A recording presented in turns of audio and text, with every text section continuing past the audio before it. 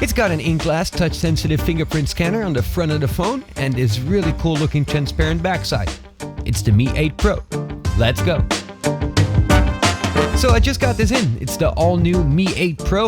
In the box is pretty much exactly the same as we've just seen with the Mi 8. It's got a SIM card tool, USB-C to headphone jack adapter, USB-C cable and wall adapter, and that same transparent case.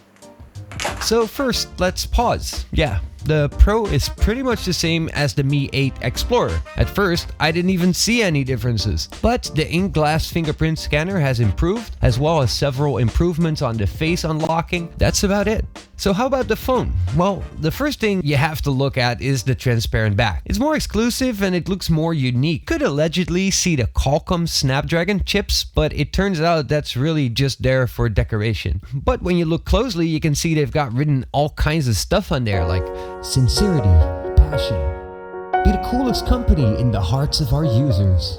Yeah.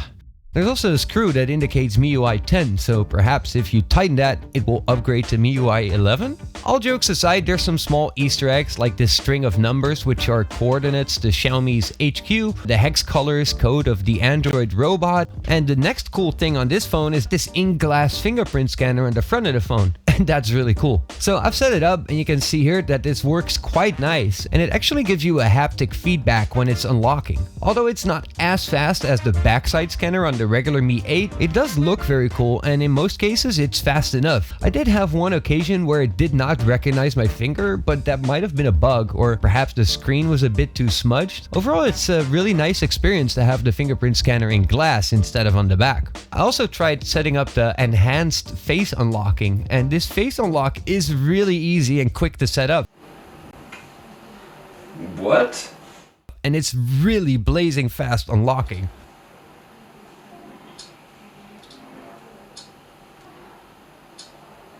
Wow. So how does it perform? Well, on the outside it's got the same size, same bevels, but still a very different look, especially the transparent model. But how about the inside? Well, most of the specs are exactly the same as on the Mi 8. It's got that same 6.2-inch AMOLED display, the same Snapdragon 845 that we see everywhere, and exactly the same camera. Its battery is slightly smaller, being 3000 mAh as compared to the 3400 mAh battery in the regular Mi 8, and my guess here is that they had to move a few things around to facilitate that transparent back and to make that look cool. The transparent version does have 8 gigs of RAM and is only available with 128 gigs of storage, and because of the increase in RAM, the Mi 8 Pro does function a bit better. It's capable of holding more apps in its RAM, for example, resulting in a lot less reloads of apps from the app switcher.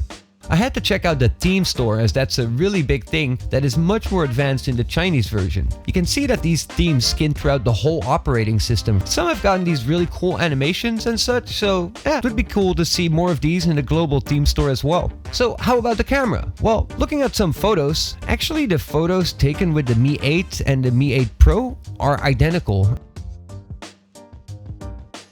So bottom line, as far as photography goes, the Mi 8 still has a top 10 DxO mark performing camera. It offers a very good value for money whether you choose to go with the regular Mi 8 or the Mi 8 Pro or the Explorer. It is a very high quality camera, it's very fast, and a good performing phone that is up to date with today's standards. It's obviously not going to be the same as the upcoming Mix 3 or as the P20 Pro or the iPhone XS, although these are all phones in a different price category.